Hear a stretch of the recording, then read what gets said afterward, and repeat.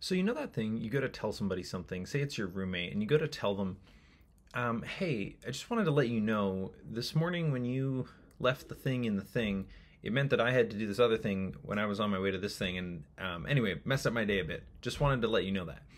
And you tell them that, and you get this response that's like, oh my God, I'm so sorry. I mean, I didn't, something like that.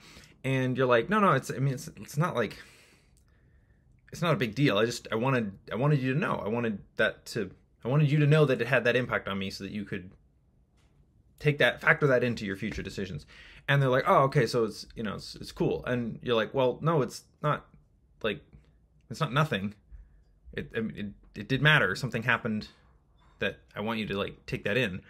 And they're like, oh God, well, I'm so sorry. Or maybe at that point they go into defensiveness. They're like, well, I mean, I didn't, and you're like, man, I just wanted to tell you a thing. Like, I just had tiny piece of information I wanted to share with you in service of us being able to live together and have that experience be good. And so experiences like that one are very common. You might ask somebody a question. You're like, did you pick up any whatever while you were out, or something like that? And the person goes, oh no, I'm so sorry, I mean, I didn't, like, whatever. Or they go, oh no, I thought I some. And you're like, I literally just wanted to know. Like, I was like, the shame or the defensiveness or whatever, and those two things are much more related than people realize. They're actually kind of the same thing. Those get in the way of simply answering the question of, did you pick up the whatever thing? And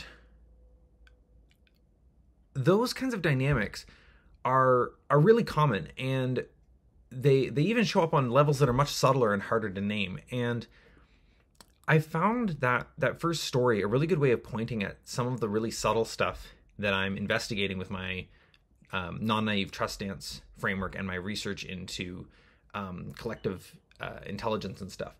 I was recently at an event called the Noosphere at 100, sort of riffing on Pierre Teilhard de Chardin's work, and it was sort of finally, once I was in a context where the whole thing was about the future of collective consciousness, that I was sort of like, okay, I got to get a little more precise about like what am I actually doing. That I realized that this is actually a pretty good way to kind of convey the level of subtlety that I'm looking at, and also the level of kind of interactive dynamic interplay that I'm looking at. I'm not like other people are investigating questions like the relationship of the internet or AI to consciousness, or what even is consciousness, or how does it all relate to economic systems and stuff like that. And I'm interested in all those questions, but my research and investigation in particular is about these dynamics like the ones I just illustrated, and how they show up at scales even subtler than that,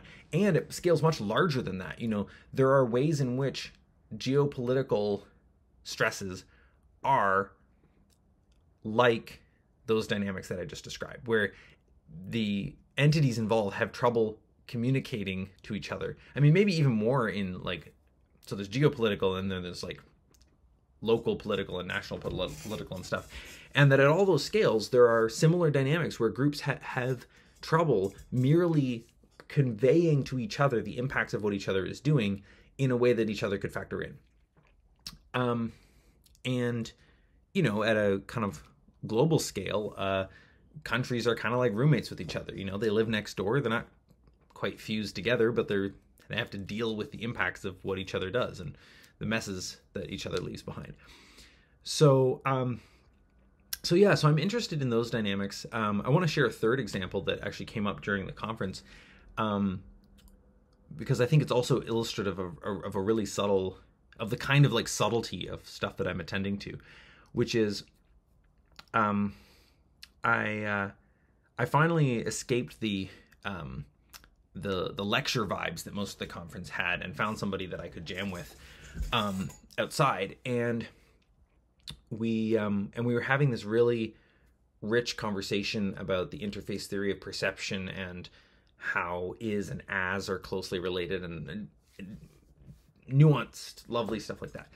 And at one point in that conversation, I expressed something that was a really good articulation of something. It's funny because I don't actually remember what it was now, but I uttered this sentence, and the woman I was talking to said something like, "Ah, well put," or "so well put," or something like that.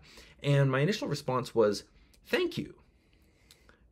And then I thought about it for a moment. I was like, actually, I don't want to say thank you there. And the reason I don't want to say thank you is that I did not create that sentence. You and I together created that sentence out of my mouth. And by me responding to your appreciation of it with a thank you, I drew a kind of wall between us and separated us and say, yes, you are the one who is complimenting me on my having articulated this sentence. But the reality was, I didn't have that sentence until I had the conversation with her. I like to think of conversations, as I think Pierre Teilhard de Chardin does as well.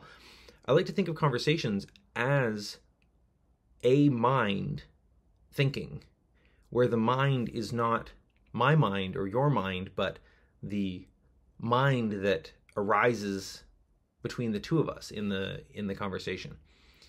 And it was that mind that had this thought. It was a thought that we had together. And sometimes that's not true, in a sense. Like the story I told at the very beginning here about the roommate dynamics is one that I've iterated on over a while. And so in that sense, if I tell that story in a conversation and someone says, "Oh, brilliant metaphor," or brilliant analogy or something like that, then it's like, there's some sense it makes to say thank you to that or whatever. I mean, it at least is at least accurate to say, "Oh, I did that," not "we did that," in some sense, more so than with this other example. But even so, some of those thank yous can still have a kind of distancing quality, as opposed to like a mutually appreciative energy. Not to mention, of course, that, the acknowledgement of all of the, background context that allowed me to have the thought in the first place, because in a sense that, that thought also came from a larger mind than just Malcolm. So yeah, I think that's kind of where it makes sense to end the video. If you're watching this, I'd love if you have other like similar examples of like subtle dynamics that feel like they kind of get in the way of collective flow, or anything like that. That would be meaningful for me to hear. And I'm always looking for more case studies and more examples of stuff. And yeah, if this helps you make sense of what I'm on about with my non-naive trust stance stuff, or if hearing this you're curious, what is this non-naive trust stance stuff, I will put some links to other videos and to some of my articles down in the description. All right.